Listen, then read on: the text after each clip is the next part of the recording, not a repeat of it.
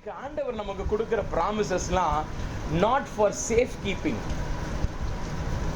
எத்தனை பேர் ஜுவல்ஸ்னா சேஃப்ல வச்சிருக்கீங்க? Most of us do, right? எல்லா ஜுவல்ஸையும் என்ன செய்வோம்? பூட்டி வச்சுப்போம். நான் சமீபத்தில் ஒரு நாள் அம்மா கிட்ட கேட்டேன், மம்மி எதுக்கு மம்மி அதெல்லாம் வைக்கிறீங்க அப்படின்னு கேட்டேன்.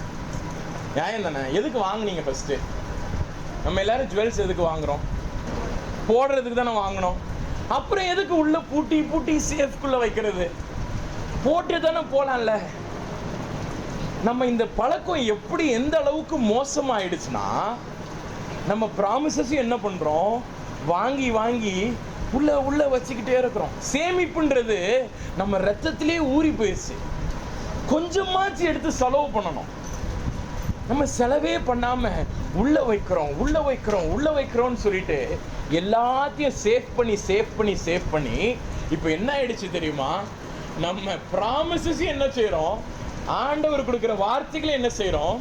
உள்ள கொண்டு சேஃபா வச்சு கொண்டே இருக்கிறோம். Hallelujah. Don't do that anymore. வாங்குனீங்கன்னா போடுங்க, வாங்குனீங்கன்னா உடுத்துங்க. ஒரு பட்டுப்புடவை வாங்கி வச்சுட்டு ஒரு 4 மாசம் கழிச்சு நான் போட போறேன், இல்லாட்டா ஒரு 2 வருஷம் கழிச்சு இந்த கல்யாணத்துக்கு போட போறேன். Saving is running in our veins. அது எல்லாமே உலக காரியத்தில் சேவ் பண்ணலாம், உண்மைதான். பணத்தை சேவ் பண்ணலாம், ஜுவல்ஸை சேவ் பண்ணலாம், எல்லாம் கரெக்டு. அது அப்படியே ஆவிக்குரிய லைனில் கொண்டு வந்துட்டோன்னு வச்சுக்கோங்களேன், வேண்டாம். உங்ககிட்ட கொடுத்துருக்கிற ஆண்டவருடைய வார்த்தையை சேல் பண்ணுங்க, யூஸ் இட். அது எல்லாத்தையும் நீங்கள் யூஸ் பண்ணும்போது என்ன ஆகுது? இன்ஃபினிட்டா யூ வில் கெட் மோர்.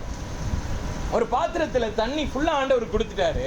ஆண்டவரே இன்னும் தாரும், ஆண்டவரே இன்னும் நிரப்பி அருளும், ஆண்டவரே இன்னும் நிரம்ப செய்யும் ஆண்டவரேன்னா எங்கே நிரப்புவார்? கொண்டு ஊத்துனா தானே நிரப்ப முடியும். ஆண்டவருடைய தீர்க்க தரிசன வார்த்தைகள் எல்லாம் நம்ம மனசுக்குள்ளே வச்சுக்கிறது நல்லது தான், எழுதி வச்சுக்கிறது நல்லது தான்.